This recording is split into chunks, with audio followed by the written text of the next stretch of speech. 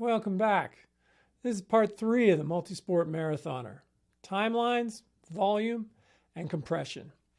Let's dig in. So, how long is it going to take to get ready for the marathon or the half marathon? Well, first thing you need to know is where are you right now?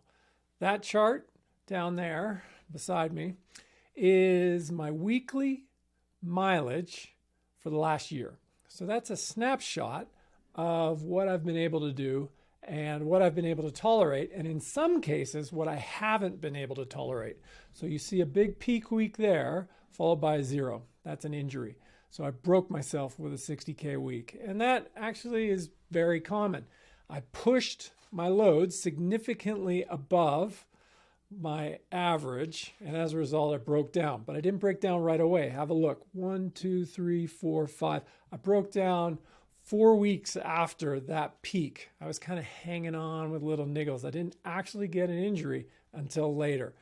So if you get a niggle or you get an actual injury, what I recommend you do is look backwards for the last 6 weeks. See what the average volume is.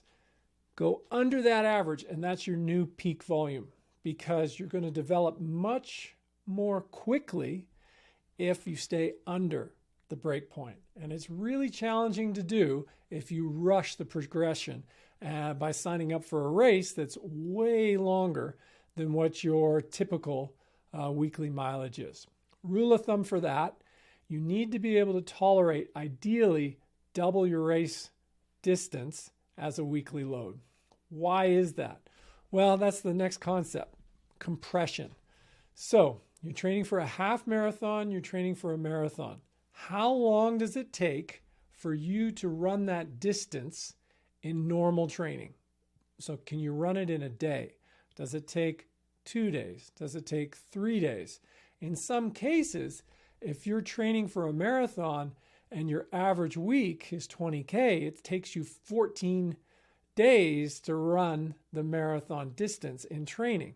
So the compression of the race, going from trying to do that in 14 days down to a single workout, is massive. And the degree of compression that you're going to have both in your training and your training relative to your race will determine how well you're going to be able to race it. Because if it takes you a long time to get that distance in normal training, it's quite likely that you're going to break down on race day, particularly for events that are going longer than 2 hours. So I hope you bear that in mind. I hope this helps you out. Next time, we're going to share another couple concepts for you. The concept of tempo, which is often called marathon pace, but marathon pace is something very different depending on whether you're going to be out there 2, 3, 4, 5 hours. It's kind of a nebulous concept. So I prefer to talk about core pace, which is the core pace required to hit your goal time. We'll dig into that next time for you. Thanks for listening.